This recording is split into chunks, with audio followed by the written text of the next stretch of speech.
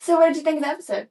I thought it was great. Enjoyed having Gabby on, Gabriella, and she's from Texas. So this is our first time into the western part of the country. Really, our second time out of South Carolina. So I'm glad that we had somebody. It was an architect, and we talked a lot about schools, about K-12. But I could tell the passion that she had for what she does came right through. What did you think? I thought it was interesting how she started off and she talked about you threw the curveball and she talked about music and how she grew up and she did the choir, which is something I can relate to. And I also liked how she kind of flipped the script on you. And when she was talking about three E's in her, what was it? It's called the NCARB, which is an architectural organization. Okay, and how she was talking about how they have three E's, which I don't remember what they were, but Right. do you? Well, one was education, experience, and something else. But Yeah, and then you flipped. Then you said, "Well, I have my sixties," and she flipped it, and she said, "Well, tell me about them." And then yeah, I just thought that was really interesting. yeah, it was fun. And then I flipped it back because obviously the last one was enhance, and I asked her, how does she enhance the world? You could tell she had a passion for not just her practice of architecture and designing schools and what she does, which is I could tell very important to her. Um, but also giving back through the organization she's a part of, and you could tell that was important to her. Yeah. So yeah, I guess without going into it further, let's let her speak for herself. My name is Andy Richardson. I'm a structural engineer. I've been doing this 26 years, and I'm still learning so much about the AEC industry. We're here to learn the why of AEC professionals so that you can learn your why. I've also got my assistant and producer Madeline here with me as well. So she's here to provide joy and bubbliness. But let's jump to the intro.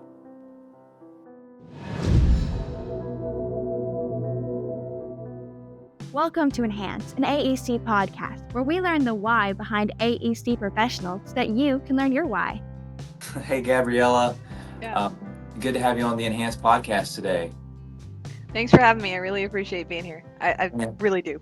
yeah. So it's going to be exciting talking about architecture, K-12 schools, and everything else. By the way, do you prefer Gabriella or Gabby? Gabby is usually, part of the brand. Gabriella is always good to introduce with, and then I'll get into Gabby after that.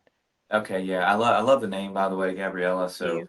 I may call you that, but um, Cool. That's good of me too. yeah, I usually like to do just an opener question to break the ice. Okay. So I want to know, are you somebody, as you're working on architecture buildings and designing schools, do you prefer a quiet room? Do you prefer music or a podcast? Oh, um, so it depends. If it's something that is, if I'm detailing and I am really in the weeds, I'm trying to figure out the design of maybe a roof section or a roof detail, I'll have kind of like lo-fi music playing, something that keeps me in the zone. But if it is the initial parts of a design where we're getting into bubble diagramming and I'm interpreting what maybe I have in client notes before they get on paper, very bouncy, creative music as much as possible to kind of build a lively energy. So I kind of just tune it based on what phase of design we're in. It's been really helpful. Yeah, awesome. And what any particular bands or anything that you listen to during that bubbly phase? Oh goodness. So I have really been a fan of Gracie Binion right now. Bion. Fantastic artist, just great vocalist. I appreciate good music. I did a lot of music in high school, which kind of like influenced my path into architecture. But gosh, any good vocalist is got me. That's the bubbly phase for sure. Yeah, awesome. And by the way, today we have another guest, or Awesome. my producer Madeline is in studio today, so she might jump in and say hi or something. Cool. Um, so just wanted to let you know if you hear Madeline, that's who that is. She helps keep me on path. But Oh, you got it. so you have a music background. What was there an instrument that you played in high Yeah. school? Or- And when I was growing up, I was really invested in choir. High school, ironically, High School Musical came out around the time I was making a big move. Like we moved from the border up to North Texas, so musicals I just got fully ingrained in them. I thought it was the coolest thing, and there was a really great fine arts program at the high school and middle school I went to in Northeast Texas, and I joined the choir. And then after that, my parents got me piano lessons with someone who lived down the street, so I do that as my instrument, and then kind of continued on with that. In college, so I do play both. I sing and I play, and it's a great creative relief. It's always good to have that. Right now, my hobbies are in the geriatric millennial style of crocheting and sewing, going back to things that I wish I would have learned in school, but Yeah. use with your adult time. It's fun. Yeah, I love that. I mean, it seems like it's taken a full circle back to It those has. those hobbies. So, Yes, um, exactly. glad that and I mean, I think we need that, to Of have that course. sort of cathartic type of release after a long day of doing roof sections and bubble diagrams, as you were describing earlier, Yeah. right? Agreed, agreed. It's nice to see. I think that's one of the miraculous things about architecture, truly, where you put something on paper and it turns into something real. You get the same at the scale of maybe a little crochet stuffed animal or a blanket or a quilt. It's just this idea of something that goes from idea to reality that is can be implemented at any scale. Yeah, awesome. Um, So, sometimes I just kind of keep going down a path. Yeah, I'm curious. And by the way, this is the Enhanced podcast. We focus on enhancing the world around us. I'm an engineer, but actually, we interview everybody in the AEC industry, architects, engineers, contractors. cool. So anybody involved in the AEC community that is interested in enhancing the world around us. Yeah, So the reason I mention all that is I might ask some questions that are like for example, I was going to ask you what a bubble diagram is, so yeah, we can understand. Maybe have some engineers or contractors or even other architects that are new, like a new architect out of school. So, what is sure. a bubble diagram? What does that mean exactly, and how do you use that? Yeah, at its core, it's essentially saying here are program elements. These are spaces that are needed by the client or asked for by the client. And they've given us, I need, in school specifically, a security vestibule. My administration needs to be broken out into a dean suite, into a counselor suite, into a principal suite. I need somewhere for my main classrooms to go. I need somewhere for my cafeteria and kitchen, my heart of the school. And then what we do from there is we say, okay, at its base level, what needs to connect to where? Is this a primary adjacency? Is this a secondary adjacency? And we kind of use bubbles to plan those out. There's nothing hard lined about it. It's really just identifying where do you need to get from space A to space B? What does that administrative space, what does it need to overlook? What's the experience that you want a student to come into? Do you want them to come straight into a classroom or straight into what becomes the heart of a school? And what is identified? Is that a library? Is that a cafeteria space?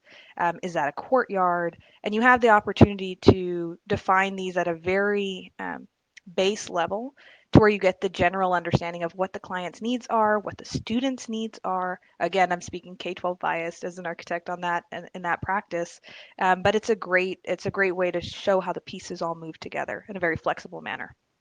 Right. Yeah, that sounds really interesting and create. I mean, that seems like, is that one of your favorite parts of design, or are you Yeah, seem excited? genuinely, my reason for being in architecture is just a want to serve others, and that's the way I see the world, and the way that I'm fortunate enough to give back is helping people's ideas and asks and needs turn into a real thing. So the bubble diagram is one of the main strategies to get us there, to get us to that point. My background has been in design throughout, and now I'm moving into design and project management a bit more in the consistency of client relationships, but at the end of the day, that when people's eyes light up because you got it right, that's the best part. That's the best part about being an architect. Mm. Yeah, that's awesome. I mean, that sounds like an important part of doing your job. If you could just keep that in mind Yeah, throughout the whole project, um, it seems like that would be a good goal to reach, right? Like to have that Right. smile at the end. Asking a lot of questions to help us get there. And that's you just got to ask the right ones and have the experience in it and have really good mentors that guide you to that path. Yeah, what was there any important mentors in your life to get you started on this path, and then also Yeah. who's helping you currently with that? Yeah, absolutely. So I I grew up on the border in Eagle Pass, Texas, very small town. Right, its sister city is Piedras.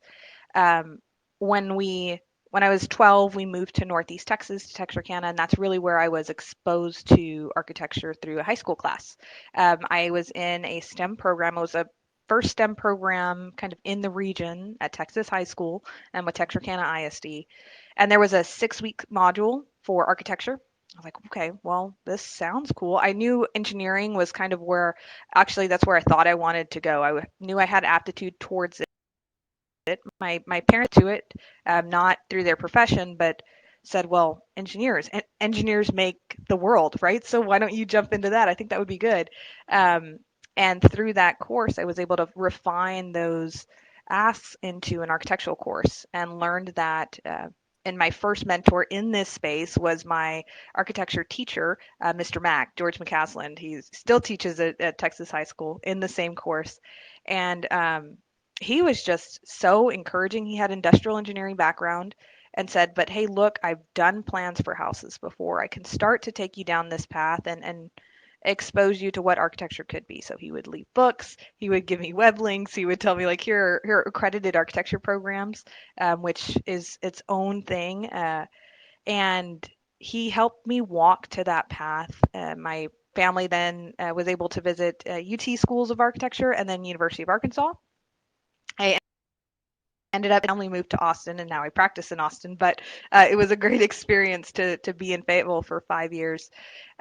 When I was in university, the mentorship changed again. I had the opportunity to connect with professors. I had a very difficult time my first couple years in school to really understand to do the mind shift of what design thinking was and what I thought architecture was, right? I was in a very um, CAD minded. Okay, well, I know how to do CAD. I have an idea of what Revit is.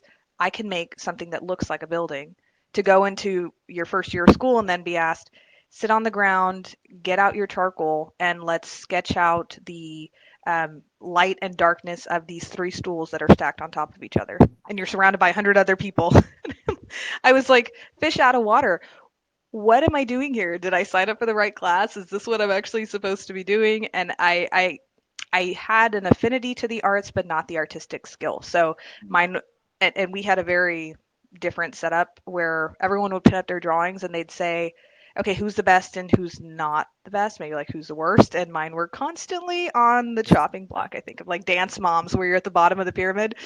And that was pretty frustrating. It was very frustrating, especially when you're used to having this idea that academia school has always been easy, has always come easy. You've done the hard work and then you get it. But when you go into a subjective field like architecture, it is difficult. It's difficult to hear you're not. You've got a long way to go, right? And it took a college professor, as I continued on, to say, you have a place here. You have a place here. Those skills that you learned in school are still applicable today, and your ability to connect with others is going to be a big part in your architectural uh, process in your career. So don't give up, right? Mm. And that was John Belkins. He was fantastic professor in my comprehensive year studio and in my 5th year. I had him like 3 years in a row. But it was a connection point for me that said there's space. We got to keep going. And then going into the profession, I've had a number of incredible mentors in all kind of aspects of design. I worked at a really great K-12 firm when I first started, Stantec. There was Tom Ayler, Christy Bickle, Shivani Longer. All of them now work at other firms, but they were instrumental to how I saw the practice of architecture. And one was a sustainability specialist, one was one of the most incredible project architects I've ever worked with, and one had been growing growing the office since before I was born in in Austin, right? So he had a long-standing client relationship ability. And what I can say has been so key about staying ingrained with those three remarkable humans throughout my architecture journey, even though we haven't always worked with each other, right? We've gone to different firms and then came back. Um, it has been incredible to see the fingerprints of all the people who you work with on a day-to-day basis in how you practice now, right? And one of their remarks was always take the good, and then if there's something that you don't like, turn it into something that you are, right? It doesn't have to look. I think that's the best part about mentorship is when it turns into a nurturing and truly a let me support you to not look like me and how I practice, but rather turn that into your own scape and your own um, leadership capability within the field, within the profession. And that was really it was a turning point for me and how I mentor others as well. The last thing we want to do is have carbon copies of every person, right? No, you want to show those skills enough so that they withstand on their own and they can stand on your shoulders and do even better. I also have a number of mentors within this space outside of the work. There is the volunteer scape, whether that's through nonprofit volunteer service like with the Education Foundation. Linda Medina Lopez, who's our executive director, she's an incredible resource for me when it comes to the nonprofit space within Austin and staying ingrained in the community. And then, of course, our mentors at the state board level, whether that's NCARB leadership like Martin Smith, or it is our my TXA leadership and Jennifer Briggs, or my current president, Jason Pouchot, or Kristen Hacker. So you get this chance to learn from everyone, whether that is a vertical mentorship or you're mentoring others, or there's a horizontal, there's something to learn from everyone, and it's so valuable. Right. I mean, it sounds like you've had an incredible A wealth. cloud of people around you to help you out and get Yes. ahead. So that's really awesome to hear. And it sounds like you really are embracing the idea of helping others as well. Hmm. So Yeah. that's really cool to hear.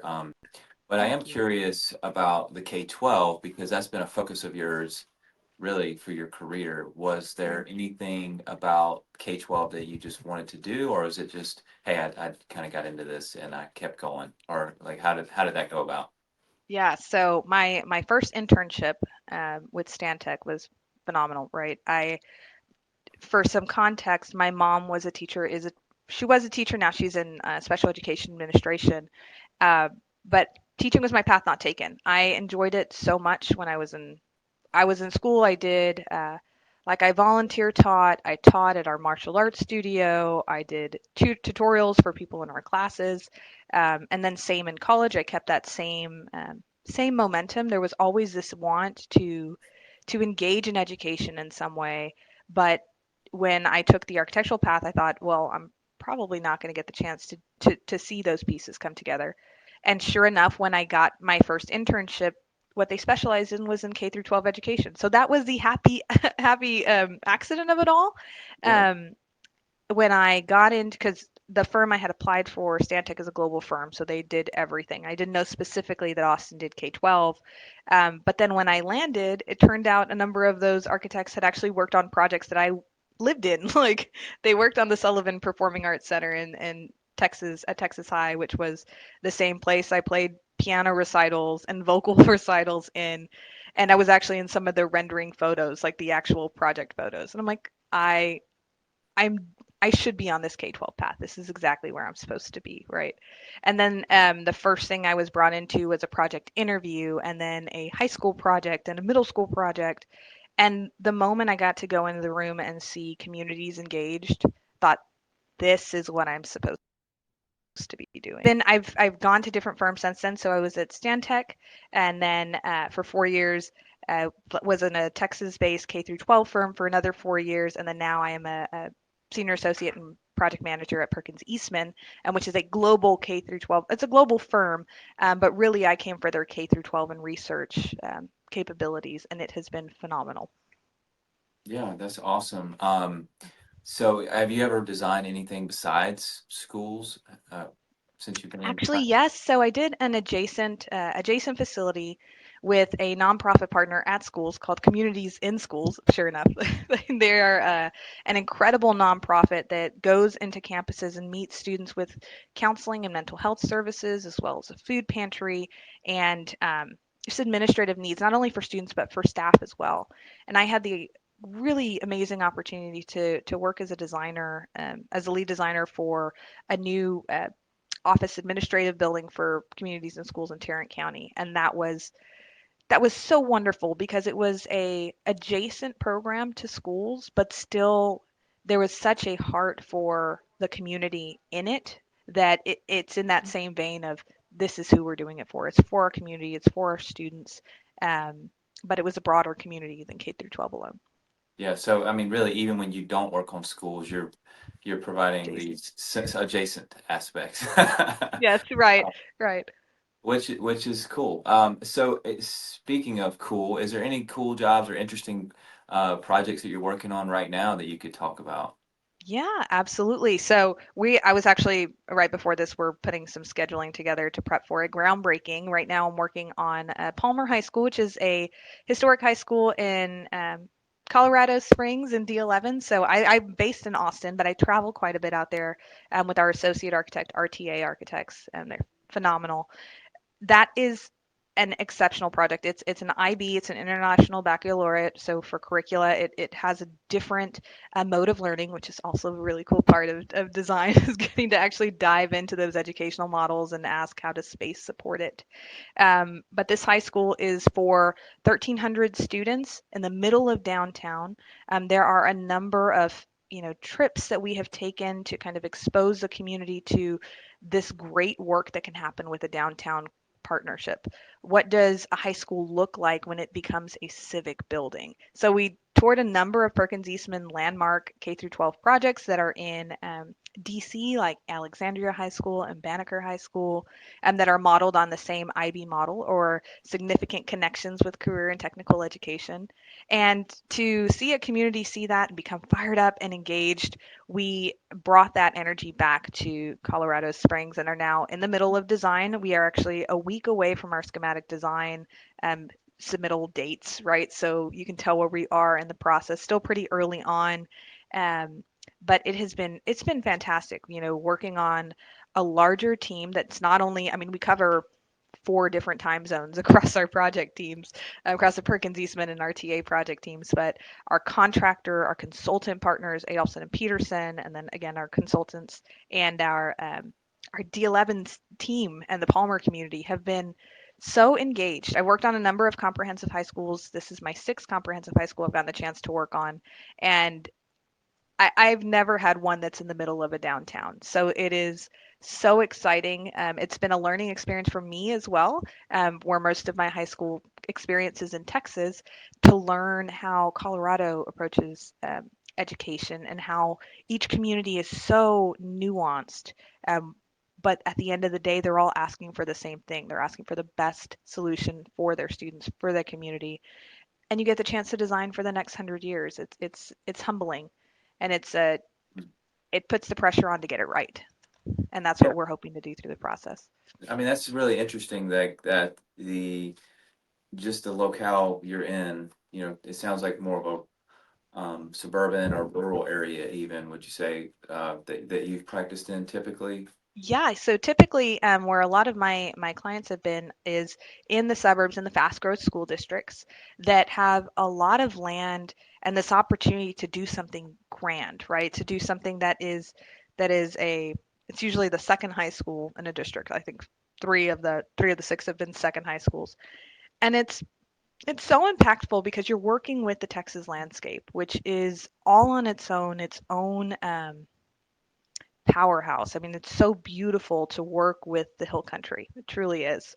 Um, and then you get the opportunity to go from the hill country to Pikes Peak, working in the mountains, and you have this breathtaking view of the mountains. And at the end of the day, what the connection is across is, yes, we have these large buildings that are going to last a lifetime, but how in that response are we respecting the terrain that we're on? Are we respecting the land that we're on? Is that through different site mitigations? It's working hand in hand with our civil engineers and our landscape architects.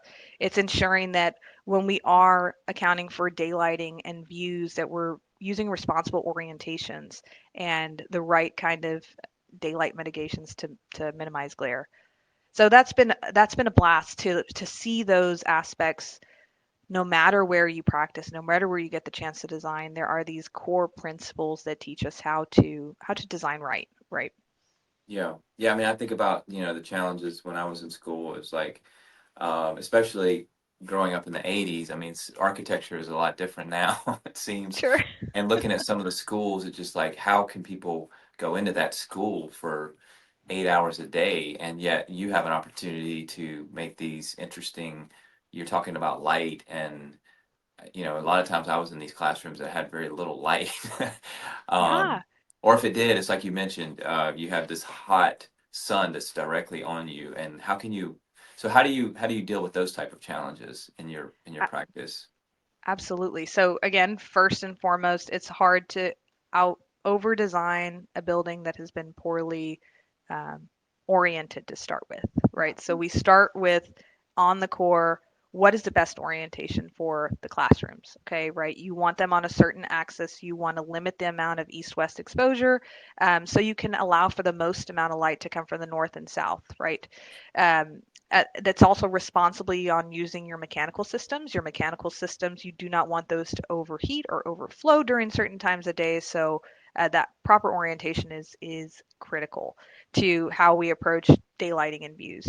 Secondly, we do again aim for the 100% daylight and views in all classrooms at a minimum. And then typically we engage that with, okay, well, how is that extending into the library, into the cafeteria, into these different elements where you get large groups in one space. And of course, when you're in the landscape, you can't help but want to be inspired by it and allow for that responsible use of glazing versus brick, right? Because the least efficient wall is a wall that's full with glass, because it's really difficult, right, to do any kind of climate mitigation strategies on it. Um, but the way that we've started, again, step number one is always mitigation with your orientation, with how that building is landing on the site. And then of course, we continue to dive into that on where are where's the teaching wall going to be set up? How is the day to day going to be with the furniture in the classroom? Are we talking about flexible furniture? Where are we pushing our collaboration areas? Is this a comfortable experience? Is this an experience where collaboration can happen effectively? Those are all things that happen from the design level and continue on through our detailing, our consultant coordination, and bringing our teams all together. It's a conversation that we may never have with a committee, right? With a steering committee or with the students themselves, but you feel that experience when you're in the building and it moves us into this comfortability to where people can genuinely focus on the learning, on the teaching and learning that happens in the space, as opposed to, oh, I'm uncomfortable because I'm having to take my jacket on and off every 30 minutes because I get too hot and then I get too cold.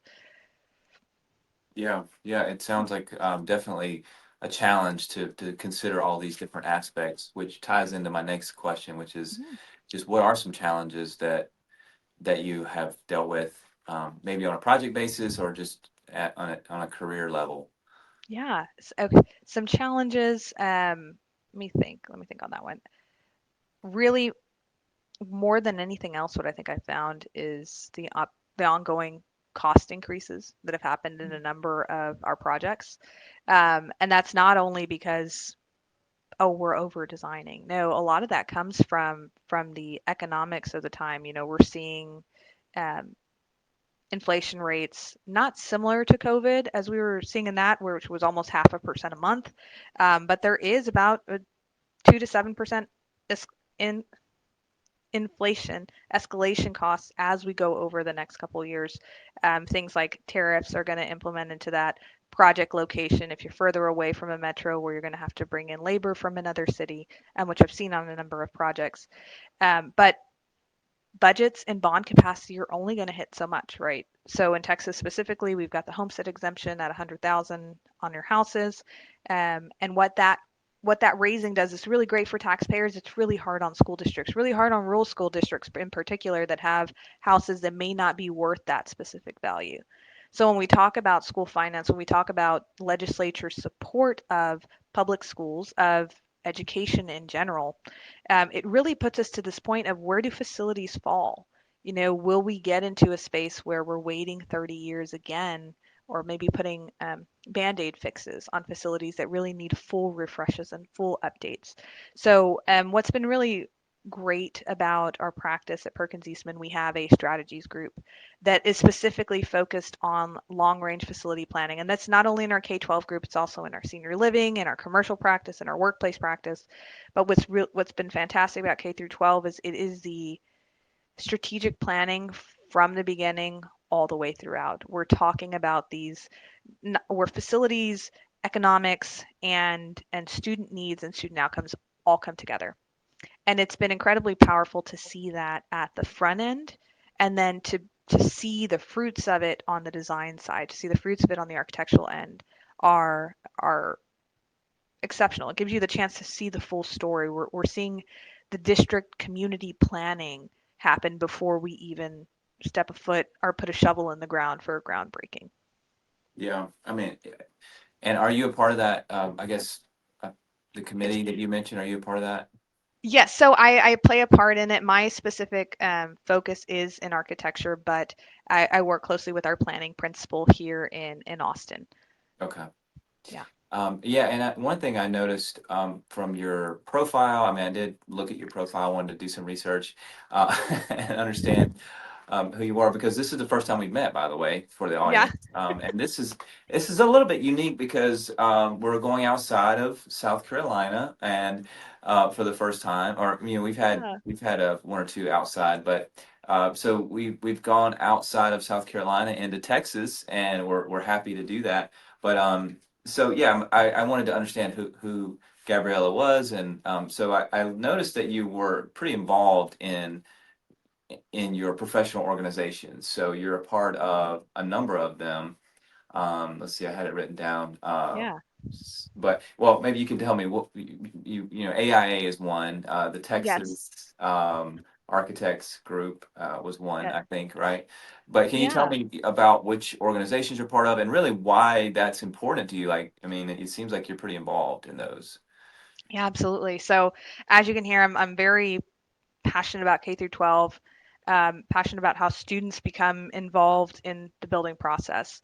Well, when I came from when I graduated college, I came into Austin and wanted to be a part. I was in a number of organizations in college, but thought, okay, how do we do this at the professional level? What does that really look like? And what was great is when I had the chance to experience it, one of the first programs I got involved with was the ACE Mentor Program of America here in Austin, in our Austin chapter. I became a lead mentor almost right away, like jumped right into it. And what ACE is, for those who don't know, that's an architectural construction and engineering program. It's a free after school program located all around the country. What it does is it's a chance to expose students to the profession of architecture, construction, and engineering, and then the related trades. And for Austin, it was a 16-week curriculum. I fell in love with it. It was as equally an opportunity to engage with our students as it was the chance to engage with the professionals and build this professional network.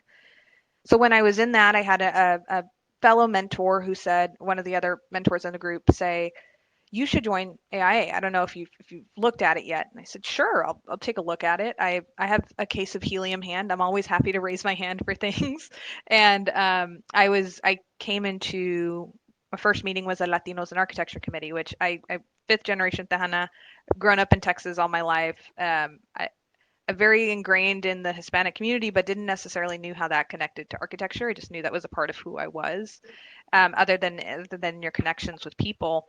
And when I joined the local committee, the Austin Leah committee, I loved it. I had never experienced anything like that before, where you go into a committee meeting and it feels like somewhere I grew up, where we're all giving each other hugs and talking about, we're introducing ourselves by where we're from and where our heritage is.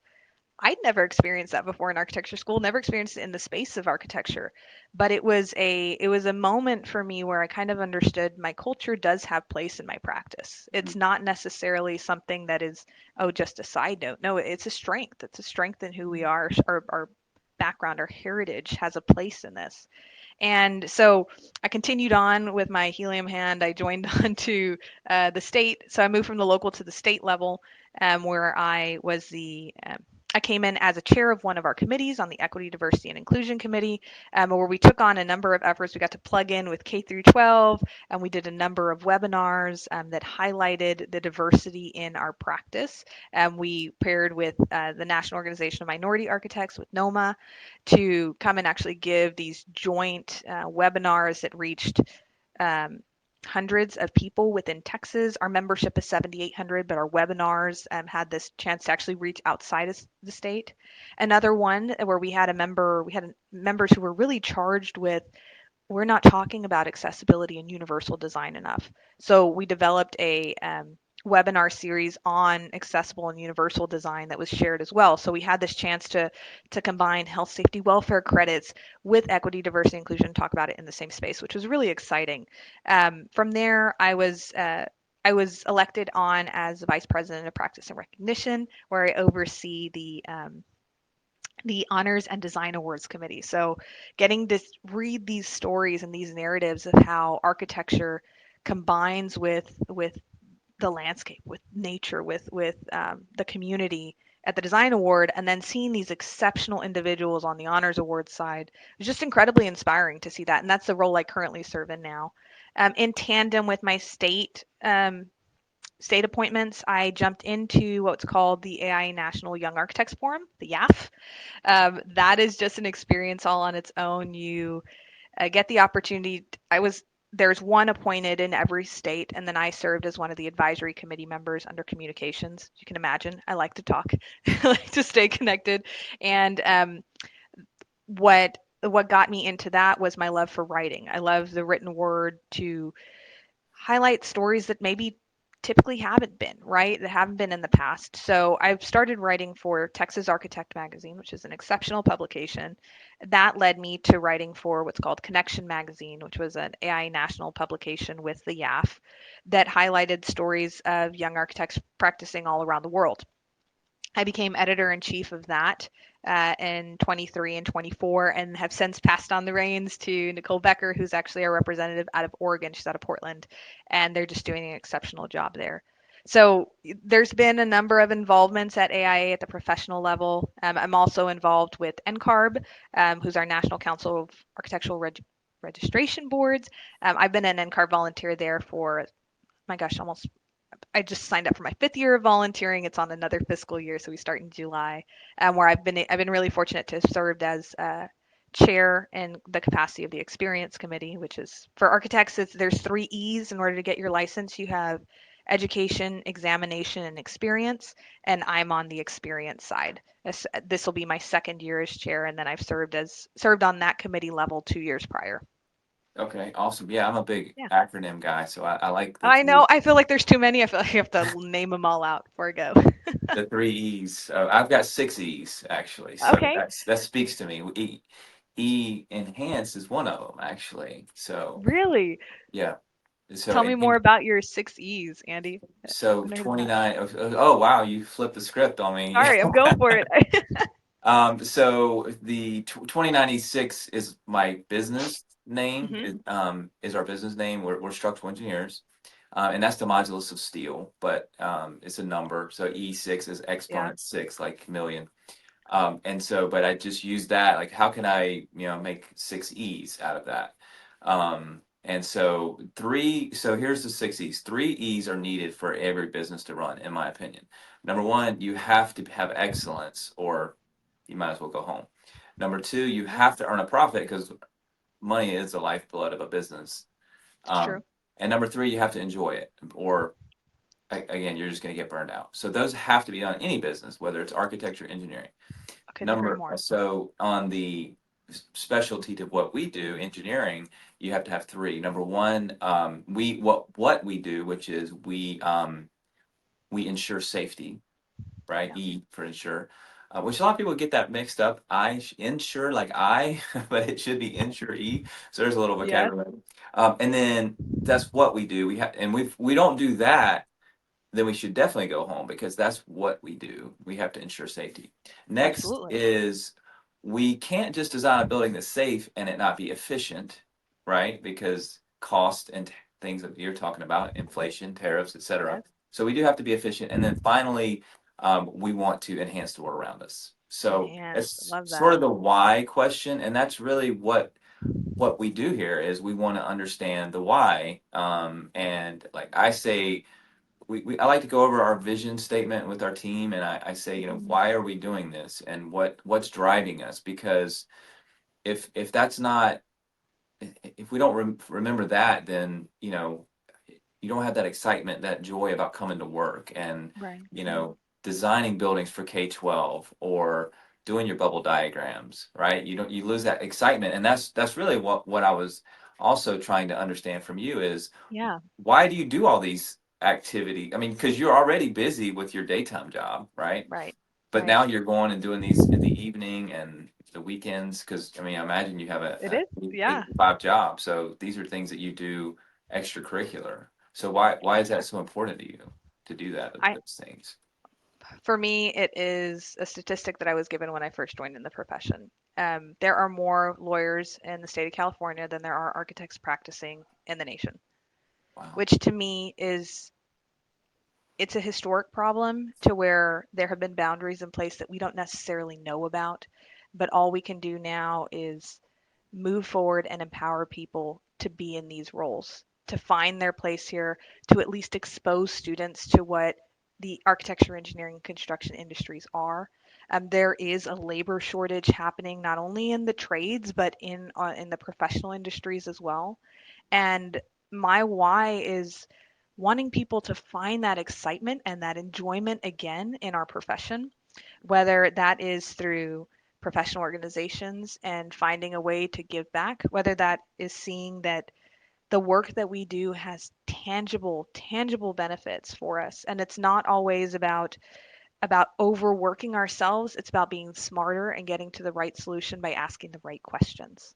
And the only way we can do that is by, encouraging others to do the same thing and honestly training them, mentoring them to be better than I am, better than we are, and do not more things, but bring their strengths to the table and bring their specific talents and gifts, their God-given talents and gifts to where they are today and to live in that fully and not lose hope that this profession is just going and going to be gone, but to give it a new enhanced breath of life. Yeah, that's awesome. And I mean, it seems like to me there's also we started off talking a lot about mentors, and it seems like Hmm. um, maybe there's something there too. I mean, like Mr. Mack, I think you Absolutely. mentioned, and he brought that out in you, what you just mentioned, which is, and also your college professor that really brought that like, hey, I'm having challenges with being on the bottom of the thing of the creative aspects, Yes. but Yeah. they gave you that encouragement that they said stick with it, and it seems like that was a significant point in your career, really. And Absolutely. now you have the opportunity to help people in a similar way.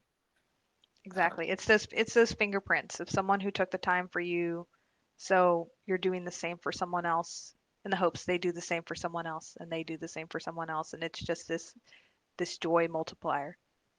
So that's your extracurricular, and then also during the day, I mean, your why for that. I mean, I think we've hit on it some, but is there anything else that really is why you want to enhance the world around you in terms of K-12 schools and your architecture practice? Yes, I see it the same way. It's a being one person, one soul, determined to serve and empower others. And that's who I am in my core, whether that's in the day job, whether that is how I connect to my communities, my clients, um, and the team around me. The team around me that both energizes and inspires and hope to do the same for them. It's this holistic professional that I really aim to see more people do, and I've just been really fortunate to have found a lot of them and am inspired by them and then do the same. We just keep going, keep fueling each other. Yeah, awesome. And that I think that helps you, when you have that why, when you understand what Hmm. that is, it helps you get up every day and focus on what you're doing. Exactly. And when you do face those challenges, like you mentioned earlier, right? Because I imagine there's other Hmm. ones that you have faced in your career. Oh yeah. You mentioned the creativity aspect in college. Was there anything that you hit a roadblock career-wise that you had to push through? Yeah, career-wise, I mean, what has been really beneficial is there've been, there are times when you need to stay, times when you need to go, times when you need to transition. And earlier, I think it was about a year ago now, right before I made my transition to Perkins Eastman, I had a very reflective moment to where you're being asked, well, this is the path and this is the only path we have for you right now. And you can either deal with it or deal with it. And that's really hard to hear when you have put in a lot of time and effort and energy into your communities and your space. And it for me, it was a eye-opening experience. And I had the chance to make a leap of faith and go somewhere else after I had a really great experience in one place. The leap to change to was really a research-based driven firm. And it was terrifying because, there is sometimes it's not always the best time to move. No time ever feels like the best time to move, but when you take the leap into to what this new leadership opportunity could be, for me that was specifically my job role. Um, it was really exceptional. It was a chance to be a part of something. And one of the first things I was asked is, most of your portfolio is in Texas. What if your portfolio is not in Texas for the next year? And I said, let's try it out. Let's go for it. And we'll continue to build relationships and bring in new work in this region, which thankfully we have been able to. Um, and it was a leap. It was a leap to kind of open and not open, but start the momentum of a K through 12 architectural practice in the southern region. It felt a lot more responsibility than where I had previously, but it's that that show of faith of opportunity from the leadership who brought me onto this team it was challenging to go from somewhere you feel like and you have this experience in to a new practice area was it's been a great experience. It's been fantastic and has pushed to new levels of capabilities in myself in project management and in contractual obligations that I hadn't really had the experience in before. But there's some really great training modules that I've been a part of to help me lead into that role with grace, not to mention the number of mentors and guidance that I have here within the firm to elevate that experience from a state level to a national and international practice. Yeah. Um, it sounds like it worked out very well so far. How long ago was Thank that you. change? That was Labor Day, so maybe 7 months ago. Does that sound Okay. right? Yeah. 4, 3, yeah, about 7 months ago. And it's taken me on a lot of flights. It's had a lot of new connections.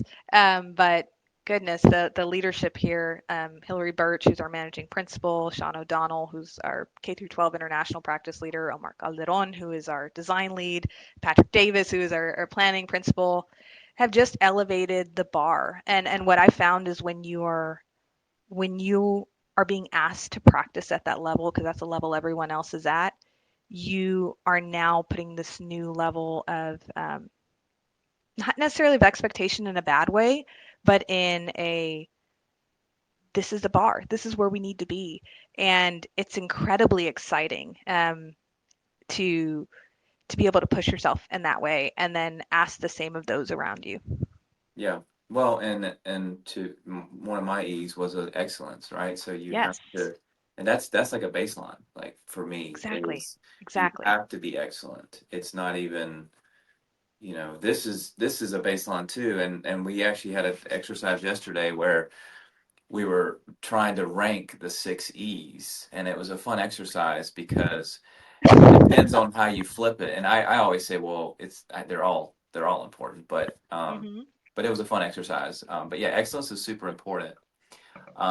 But yeah, you mentioned on your profile also that you're Hmm. really good with um, managing and you have some strong client relationships. Yes. So I can tell that out of the gate that networking, client relationships is definitely a strength of yours. But um, Yeah. can you explain that a little bit more and what gives you that strength and how does that play out in your current role? Yeah, absolutely. I think it was for me, it's the ability to bring architecture to any community, to someone who's never heard about it, knows what it is, and whether that is, the student in South Central San Antonio who has a background a lot like mine, who I can sit down and talk with them about what I'm really asking about. I'm not asking about learning pedagogy of them. I'm not asking about, daylight or sunlight or glare.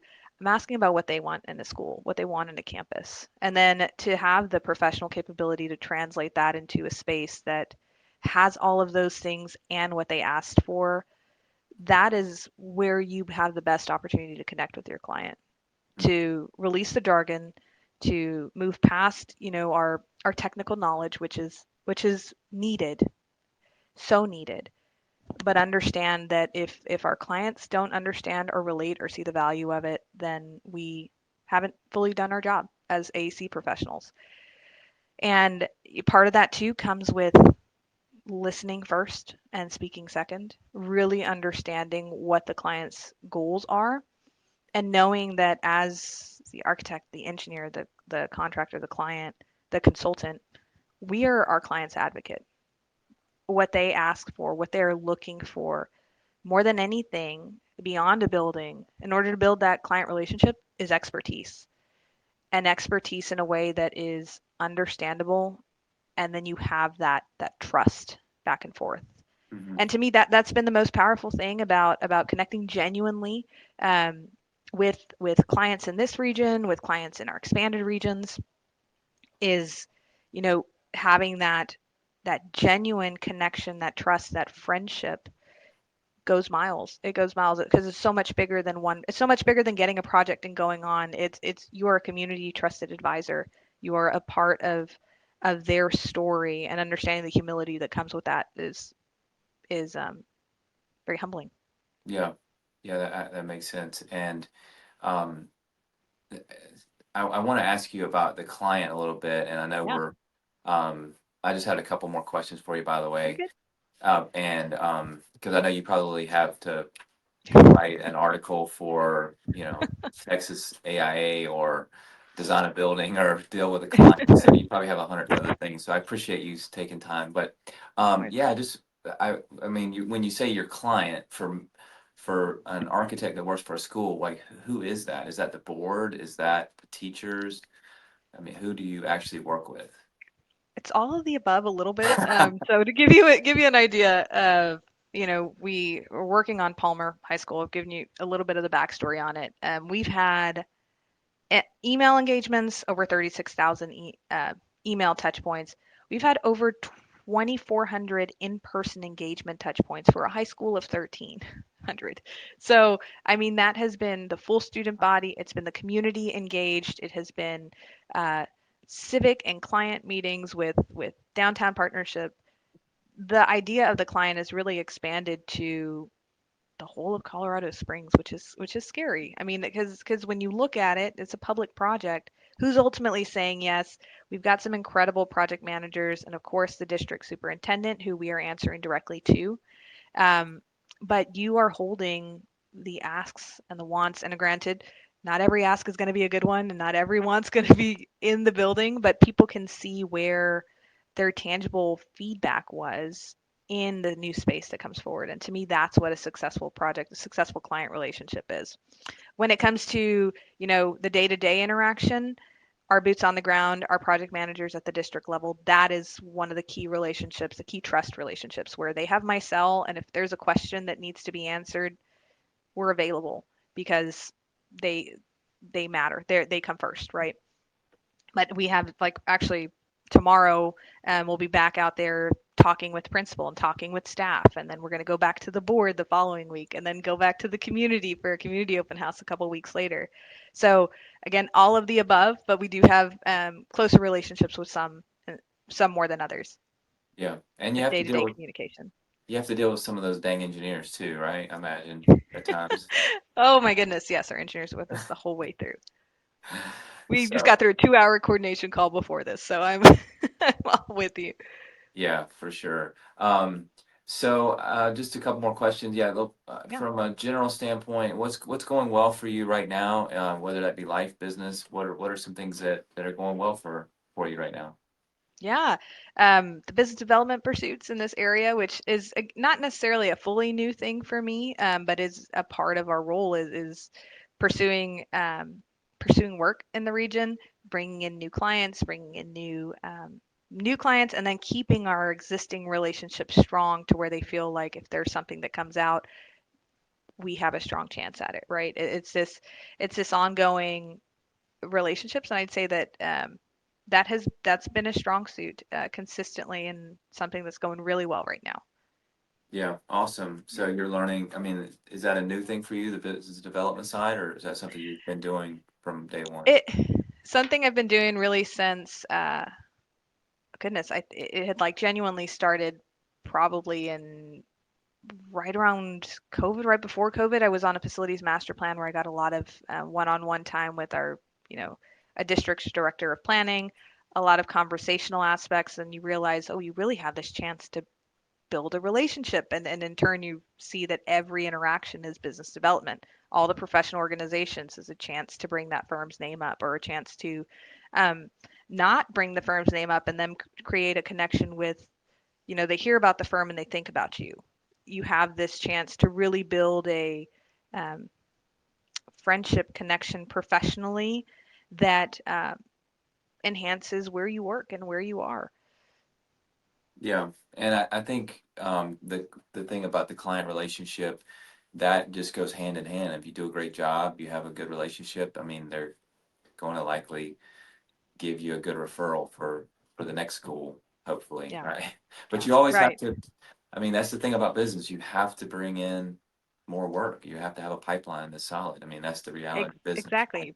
Got thinking about the next 5 years. You got the projects in front of you, and you're thinking about the next five, and you're thinking about the next five, which Yeah, is that part of it is new territory on the not necessarily on strategic planning from the business side, not from the nonprofit side, but that's where all of these pieces come into play.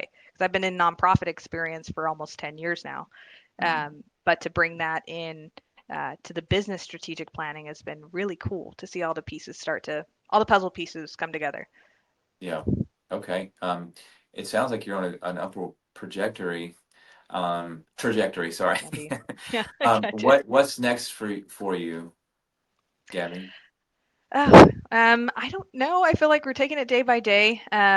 Hopefully, more work, more connections, and growing our office, growing the presence, Perkins Eastman in Austin, in Texas, and continuing to build strong relationships.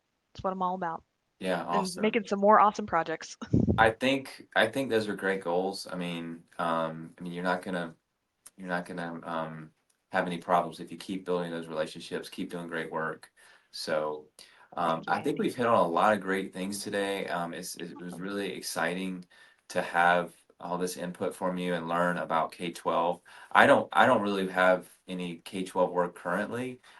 So it was interesting to find out more about how that works. And so I hope everybody enjoys that as well. And just the work you're doing, your why was really interesting to me. So I appreciate you being on. But was there Thanks, anything Andy. that I didn't ask you about today that you wanted to share with No, the I think that audience? was that was great. I appreciate you. I appreciate you having me on, and I hope your audience is excited and energized by today's conversation. Okay, awesome. And we'll provide your LinkedIn profile. Was there any Cool. other way that you wanted to people to reach out to you or your I think company? that's probably the best way. And then I can send you our company website too. Okay, Connection to awesome. there. And what was that name Cool. one more time for everybody? Uh, Perkins Eastman. Okay, awesome. Yeah, use them for Yeah. school design. And what states do you guys Thanks, practice in, Andy. by the way? I know Texas and Um, Colorado, so those are two. Texas and Colorado is where most of my projects are based in. We have, oh my gosh, DC, New York, offices in Connecticut. We've got offices in Oakland and in California. We cover coast to coast. And then we're actually an international practice. We had a groundbreaking with the American School in Mexico City last month. So our international practice, our K-12 practice, is actually really pretty incredible too, remarkable. Yeah. Okay. Awesome. So anywhere you have a school. Anywhere. We got a great Chicago office too. And I meant to ask too, one more thing, the Yeah. Tejana. So I did look Yes. that up, but can you share what that is? Because you mentioned that. Yes, absolutely. So, when you come from a Hispanic heritage, Hispanic background, there are different variations. You have Chicanos who are Mexican American heritage who grew up typically in California or in Chicago and Illinois. Where Tejana comes from is it's that combination of Mexican American and Texan heritage. Tejas is Texas, and then you have the Ana at the end of it. Tejana is a combination of both because I've always lived in with a foot in both sides. It feels like where I grew up on the border and quite literally felt straddled between the two cultures, where I couldn't fully identify as Mexican because I hadn't grown up in Mexico, and neither had a number of generations in my family. But our running thing is the border crossed us because my family was based in South Texas and never left, right? So we have roots going back to when it was Mexico. So at our heritage, we are Mexican American, but where I identify with Tejana is really a part of a Texan culture. Yeah, that's pretty cool. Yeah, Yeah, I had to look thank that you. one up, and I get it. so, but I appreciate your explanation of it. So that's Of really course. cool, and it sounds like that's an important part of your practice and just who you are. So very good. Thank Well, you, Andy. Gabby, it was great having you on, and I wish you the best. Likewise. Thank you so much. All right, take care. Thanks, you too. Hey everybody, thanks for listening to today's episode of Enhance. And please leave a like, a subscribe, or a follow, and we'll see you next time.